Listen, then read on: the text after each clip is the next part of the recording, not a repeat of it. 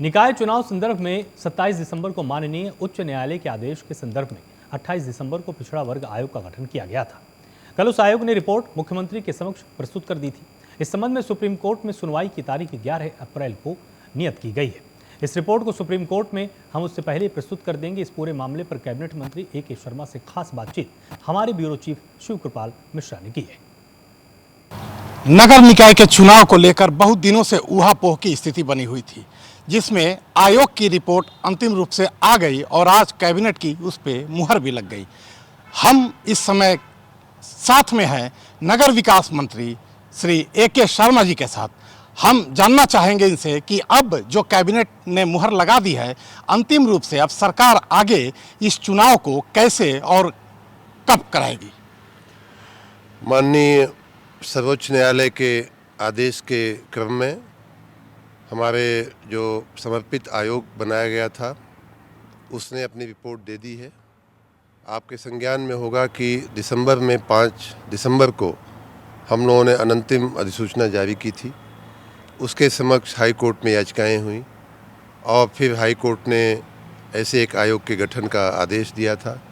High court के आदेश के दूसरे ही दिन हम लोगों ने आयोग का गठन माननीय मुख्यमंत्री श्री योगी आदित्यनाथ जी के निर्देश से हो गया था। उस आयोग को 6 महीने का समय दिया गया था, लेकिन मुझे प्रशंसा करनी चाहिए आयोग के अध्यक्ष जी का और सारे सदस्यगण का।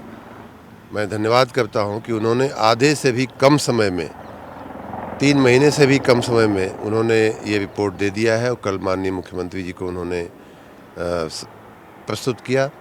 आज हम लोगों ने कैबिनेट के समक्ष उसको प्रस्तुत किया, लेकिन उसमें एक अगली कड़ी ये है कि माननीय सर्वोच्च न्यायालय का जो निर्णय आया था उसमें ऐसा लिखा हुआ है कि चुनाव तो इसके ओबीसी रिजर्वेशन के साथ ही होने चाहिए, होंगे, लेकिन जो आयोग की रिपोर्ट आएगी उसके बाद हम अगली सुनवाई जो है 11 अप्रैल को करेंगे और 11 अप्रैल की तारीख उन्होंने रखी हुई है। इसलिए ये हमारी जिम्मेदारी बनती है कि आयोग की रिपोर्ट हम उच्च न्यायालय के समक्ष रखें।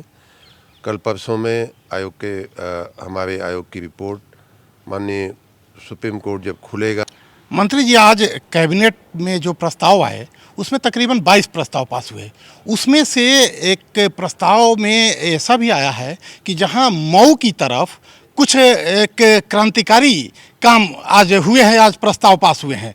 मैं मानता हूं कि कल्पनाथ राय के बाद मऊ कभी कल्पनाथ राय के नाम से जाना जाता था और आज भी वहां जितने भी नेता जाते हैं कल्पनाथ राय से ही वहां बात शुरू होती है, लेकिन वो कालांतर में कब मुख्तार के नाम से जाने लगा और वो अपराधियों में गिनने जाने लगी।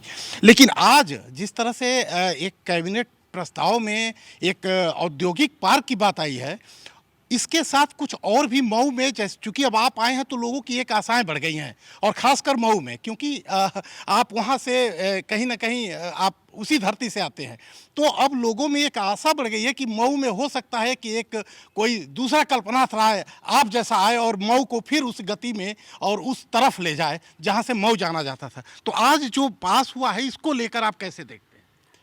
आज कैबिनेट ने एक बहुत ही महत्वपूर्ण प्रस्ताव मऊ के लिए पास किया है। इसकी पूर्व भूमिका ये है कि मऊ में दशकों पहले से हम लोग जब हाई स्कूल इंटरमीडिएट में पढ़ते थे तब भी हम कई बार जाते थे, वहाँ देखते थे कई लोग काम करते थे उन मिलों में। हम उनके यहाँ जाते आते थे, रिश्तेदारियाँ थीं, जान पहचान थी। बहुत बड़ा कैंपस था, बहुत ही वाइब्रेंट एक इंडस्ट्रियल इन्वायरमेंट था। कताई मिलें हुआ करती थी।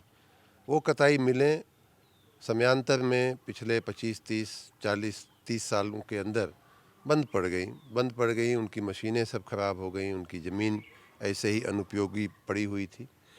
मैं जब से राजनीति में आया, 2 साल लगभग हो गए, तब से मैंने ये एक प्रयास शुरू किया कि इन ज़मीनों का उपयोग करके हम इसका कोई सदुपयोग करें। और उसी कड़ी में मैं लगभग 1.25 साल पहले हमने एमएसएमई डिपार्टमेंट से विशेष रूप से गुजारिश किया था। हमारे मित्र वहाँ प्रिंसिपल सेक्रेटरी हुआ करते थे, माननीय सहगल जी, उनसे हमने कहा कि इसका कुछ आप उपाय बताइए कि कैसे इसका उपयोग करें, नहीं तो वो ज़मीनें जो है माफियाओं के हाथ में जाना शुरू हो गया था, ऐसी एक आशंका बन रही थी, जिसमें सरकार की जो देनदारियाँ थीं लगभग 329 करोड़ की, वो सरकार ने माफ़ किया है। जो 22 करोड़ जो अन्य संस्थाओं को देने की देनदारियां थीं, वो सरकार ने स्वयं सरकार देगी, ऐसा भी एक निर्णय हुआ है। और ये करते हुए उन ज़मीनों को इन देनदारियों से मुक्त करते हुए, अब मऊ की बात करूं तो लगभग 84 एकड़ से ज़्यादा बड़ी ज़मीन एकदम शहर के बड़े भी प्राइम और क्रीम एरिया में है, कलेक्ट्रेट के एकदम बगल में है। तो उसका उपयोग औद्योगिक क्लस्टर बनाने के लिए, औद्योगिक पार्क बनाने के लिए, विशेष रूप से मध्यम और छोटे उद्योगों के लिए पार्क बनाने के लिए उसका विकास किया जाएगा। एमएसएमई विभाग उसका विकास करेगा। बाराबंकी की ज़मीन को आईटी पार्क के रूप में विकसित करने का निर्णय हुआ है।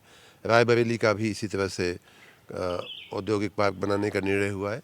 मऊ की जहाँ तक बात है, मेरी खुद की स्मृतियाँ उससे जुड़ी हैं और मैं 2 साल से प्रयासरत था इसको आगे बढ़ाने के लिए। लोगों को जब ये औद्योगिक पार्क बनेगा तो सैकड़ों फैक्ट्रियाँ, सैकड़ों उद्योग उसमें स्थापित हो सकेंगे, हज़ारों लाखों लोगों को रोजगारी मिल सकेगी। और मऊ में एक जो इस समय एकदम से जो वहाँ का उद्योग, वहाँ का व्यापार जो चरमरा रहा है, उसको एक बार फिर से मुस्कुराने का एक अवसर मिलेगा। मऊ जो पूर्वांचल में विकास के नाम का द्योतक था, आज ए.के. शर्मा के वजह से हो सकता है मऊ फिर विकास की ओर अग्रसर हो। कैमरामैन संदीप के साथ शिव कृपाल मिश्रा, प्राइम न्यूज़, लखनऊ।